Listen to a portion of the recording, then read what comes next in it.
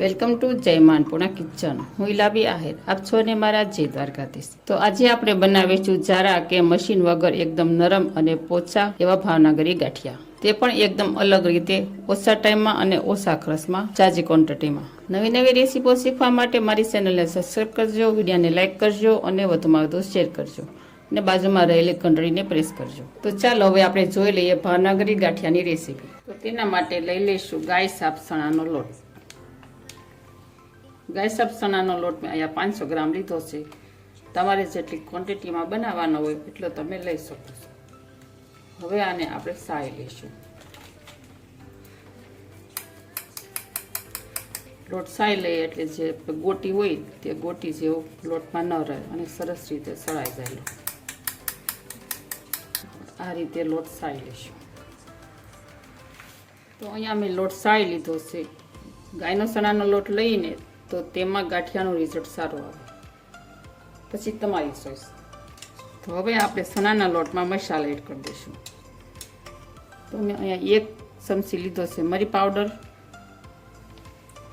1 ચમચી અજમાનો લીધા છે. તેને હું હાથ વડે મસળી લઈશ એટલે તેનો ટેસ્ટ સારો આવે. આ છે પાપડકાર. પાપડકારથી પણ રિઝલ્ટ સારું આવશે. જો તમે આની જગ્યાએ સોડા ખારો હોય તો પણ તમે લઈ શકો છો. તે પણ હું 1 ચમચી જેટલો એડ કરી દઈશ.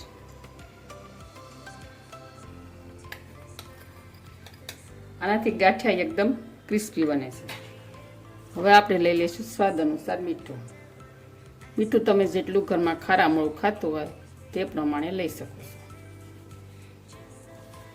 અહીંયા મેં અંદાજે 1.5 ચમચી જેટલું મીઠું એડ કર્યું છે 500 ગ્રામ લોટમાં. ત્યારબાદ મેં અહીંયા પોણો વાટકો તેલ લીધું છે. તમે કોઈ પણ આનેથી નાની વાટકી કે કોઈ પણનું માપ કાઢી શકો છો. અહીંયા મેં 1 ઇંચ રે જગ્યા એટલો મેં વાટકો હું લીધો છે. જુઓ, તમે જોઈ શકો છો.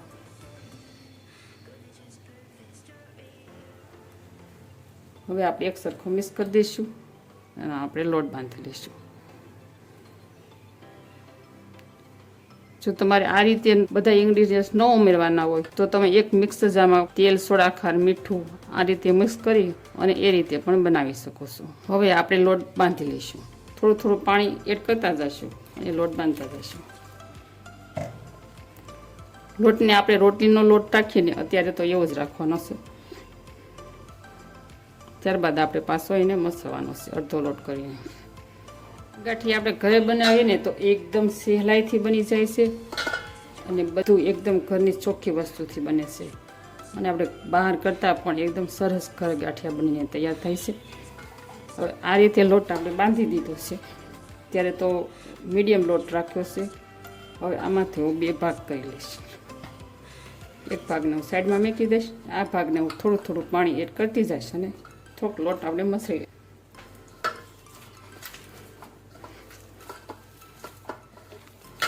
આપણે જ્યાં સુધી આપણે લોટ વ્હાઈટ ન થઈ જાય ને ત્યાં સુધી આપણે એને મસળી લેવાનું. આવી રીતે લોટ આપણે રાખીશું તો આપણા ગાંઠિયા એકદમ દેખાવામાં સરસ થાય અને ખાવામાં મીઠા લાગશે.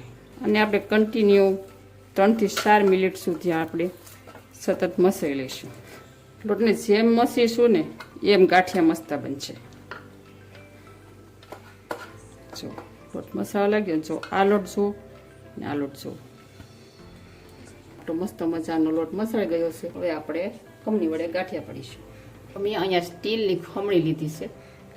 તમે આની જગ્યાએ જારો અથવા તો જે આપણે મમરી પાડવાનું મશીન આવે તેમાં તમે પણ પાડી શકો છો ગાંઠિયા. અહીંયા આપણે તેલ ગરમ થઈ ગયું છે. આપણે ચેક કરી લઈએ કેટલું તેલ ગરમ થઈ ગયું છે. જો લોટ ઉપર આવી ગયું છે એટલે અહીંયા આપણું પરફેક્ટ તેલ ગરમ થઈ ગયું છે. એમ રહે એ રીતે જ આપણે તેલ આવવા દેવાનું છે. હવે આપણે ખમણીમાં ઓઇલ ગ્રીસ કરી લઈશું ને આપણે હાથનો આ ખૂણે આપણે બનાવીશું. લોટ ઘસતા જશું અને ગાંઠિયા પાડતા જશું.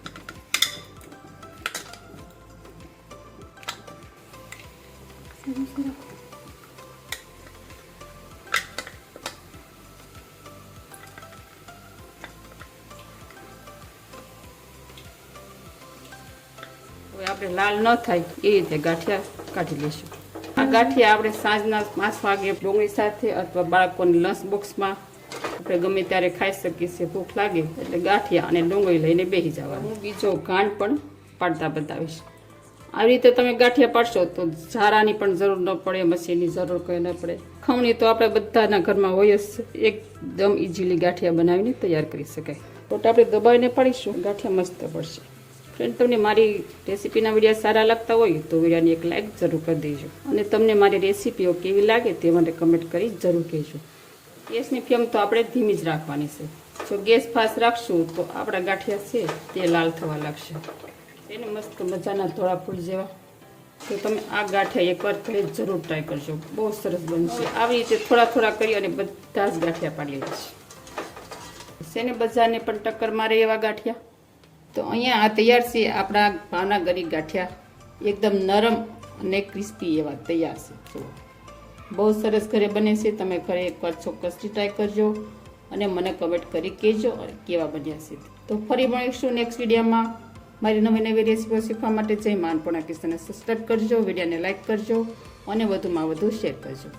આવજો. Thank you. જય દ્વારકાધીશ. જય સિયારામ.